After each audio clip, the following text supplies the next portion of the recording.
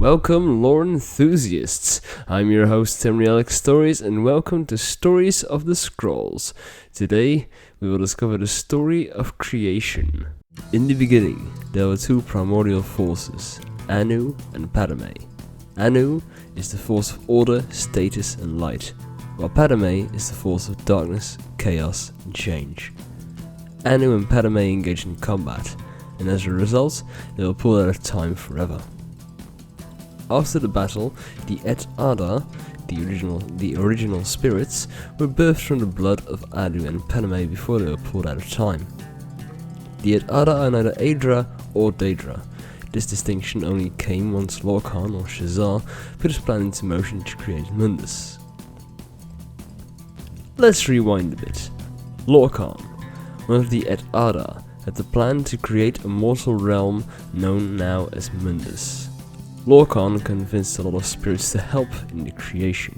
During this creation, however, spirits realized that their power was being drained. The first one to leave the creation process was Magnus, the architect. He left and tore a big hole in the fabric of Mundus and moved to Aetherius. That hole that Magnus tore is now the sun.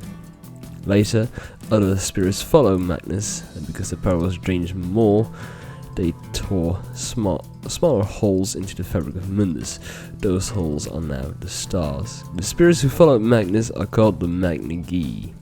The spirits who went through with the creation were eventually so drained of their power that they couldn't leave Mundus anymore. Spirits that had put the most effort into creating also created their own planes of existence. Those became the 8 planets, and the spirits we now know as the Divines. Or as the 9th planet, that of Talos. Well, it doesn't exist, since he became the Divine only later. The other spirits, apart from the Divines, are believed to have become the Aldmer, Yukudans, Atmorans, and the races of Akavir. The Divines, after the creation, were so angry at Lorkhan that they fought and defeated him. At Lorkhan's defeat, he was split into 2, then allowed the moons Master and Secunda. Lorkhan's heart was ripped out of his body, tied to an arrow of Auriel or Akatosh, and shot far away, and landed in the sea. Yet the heart was so powerful that it created the island of Vardenfell, and where the heart landed exactly is now where that mountain is. Now for the distinction between Aedra and Daedra, that was made by the Aldmer, the precursor race to all elven races. They claim that the Aedra, so the spirits that helped in the creation, are their literal ancestors, which is what Aedra means in Elven. The Daedra are the spirits that couldn't or refused to help in the creation of Mundus, and so are deemed not our ancestors by the elves. Again, the word Daedra is Elven for not our ancestors. Mundus is the realm in which all games take place. Think of it as our own universe, with planets like Venus and Saturn. Back to the Elder Scrolls universe, every divine has its own planet or plane of existence. Mundus also houses Nirn, so planet Earth. Mundus is surrounded by Oblivion, and Oblivion is surrounded by Aetherius. The holes made by the Magni-Gi carry magical essence, so these holes that the Magni-Gi tore, they make it possible for magic to be used on Nirn. Nirn has more than just one landmass Tamriel, at least that we know of. It has 7 of them. Let's list them. But before we start with that, I have to mention something. In the Elder Scrolls, the word Mer means elf, and man is man. The distinction between man and Mer. Tamriel. Tamriel is geographically diverse. It has mountains, tundras, cold and hot deserts, swampy region, grassland, tropical rainforest, and a large volcano. This might sound familiar.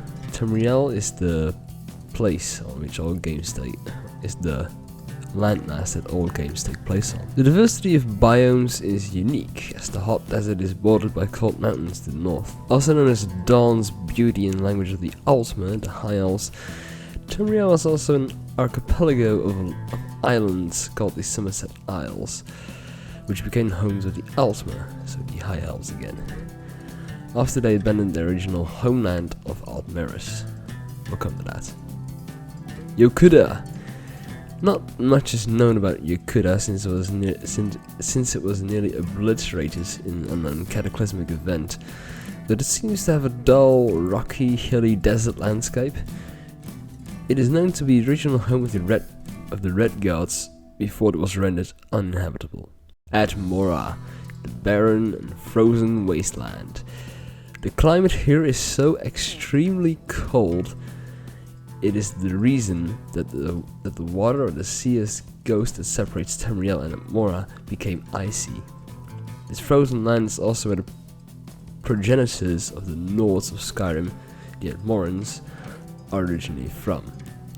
Although not many trips are made back, not after Ysgramor came with his 500 Atmoran companions. Akavir. Next to nothing is known about the geography of Akavir. It is known that the continent is split into 4 warring kingdoms, each boasting its own race. The Tangmo, a race of intelligent monkeys. The Kamal, only known as ice demons who live in the coldest place on Akavir. Kapotun, a race of tiger-like cat people, kinda like the Khajiit.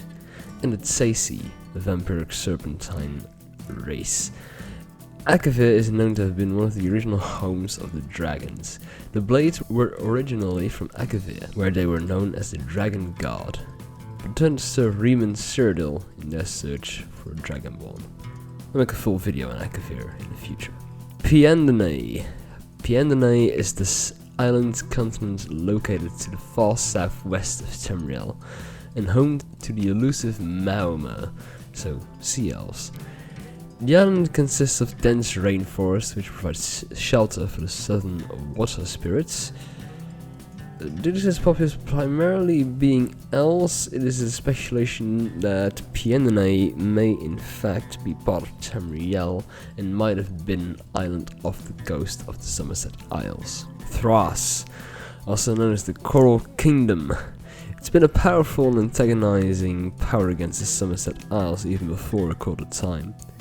Thras is inhabited by a race only known as the Slode. The Slode may at one time even have called Somerset a part of Thras.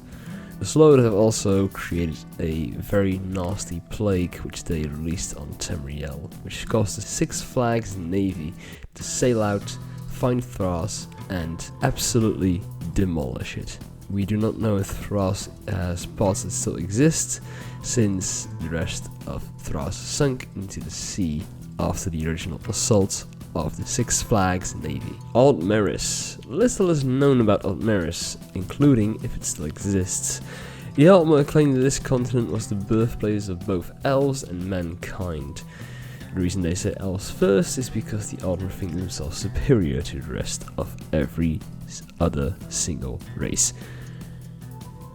But that's a topic for another day.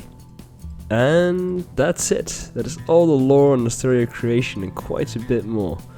Don't forget to leave a like if you enjoyed this video and give me some suggestions for topics you would like to hear or learn about. Farewell lore enthusiasts, may we meet again.